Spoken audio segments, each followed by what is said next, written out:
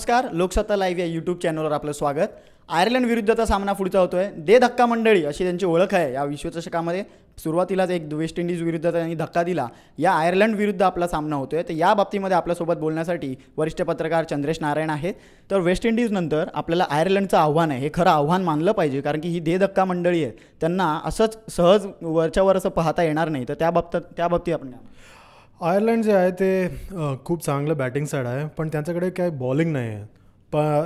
मला वाटतं की ते जर आपण पहिल्यांदा बॅटिंग केलं तर त्या 300चे वर तर होणार आहेत। म्हणून मला असं वाटतं की आपण असं करायचं की त्यांना पहिल्यांदा बॅटिंग करायला आव्हान द्यायचं आणि नंतर आपण चेस करूया। कारण आपण काय आहे की आत्तापर्यंत चेस केलं नाही आहेत इतके मोठे टोटल। मला असं वाटतं की ह्या मॅचला आपण असं ठरवूया की आपण ते चेस करून ट्राय करूया, पहिल्यांदा त्यांना बॅटिंग करायला द्या। कारण काय आहे की ते जे बॅटिंग साईड आहे ते खूप चांगलं चेस करतात।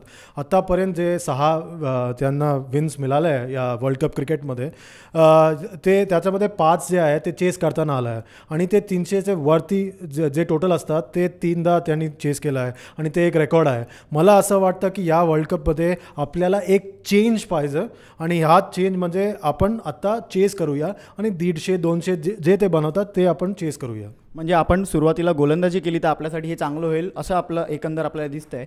पुढचा मुद्दा असा आहे की ओब्रायन बंधू दोघेही भाऊ अतिशय हुशार आणि पूर्ण वारसदार त्यांच्या कुटुंबातूनच ते आलेलं आहे क्रिकेटचं हे। तर त्या बाबतीमध्ये हे दोघं आपल्याला घातक ठरतील, कारण की ते कधीही कोणत्याही परिस्थितीतला सामना संघासाठी खेचून आणून देतात। घातक ठरतील, पण तुम्ही बघा त्यांनी काय केलं आहे आतापर्यंत। त्यांनी इंग्लंड विरुद्ध खेळलं आहे, त्यांनी वेस्ट इंडिज विरुद्ध चांगलं कामगिरी केलं आहे, पण तुम्ही बघा ते स्पिन तसं चांगलं खेळत नाही, ते मीडियम पेस चांगलं खेळतात।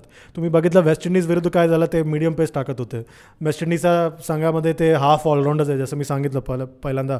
आणि असं तुम्ही बघा की तुम्ही केविन ओब्रायन आणि निहाल ओब्रायन ते चांगलं स्पिन खेळत नाही। अश्विन आणि जडेजा हे दोघी आपल्याला खूप घातक होईल त्यांच्याबरोबर विरुद्ध, मला वाटतं असं। आणि अश्विन आणि घातक हे ठरतील, हे आपल्याला म्हणजे गोलंदाजी आपल्याला स्पिनर्स आपल्यासाठी उपयुक्त ठरतील त्या मॅचमध्ये असं आहे।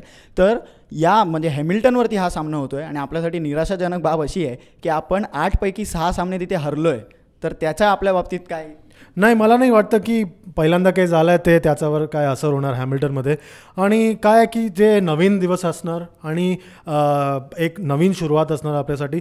पण एक असं आहे की त्यापर्यंत असं होईल की आपण पहिल्यांदा क्वार्टर फायनलला गेलो म्हणून ते आपण रिलॅक्स होऊ शकत नाही।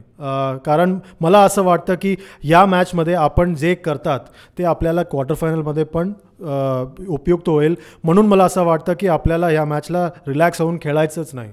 या मॅचमध्ये आपल्याला खूप दम लगावून खेळवायचं आणि लोकांना, दुसऱ्या टीमांना एक मेसेज पाठवायचं की आपण आता वर्ल्ड कप जिंकायला आलो आहे।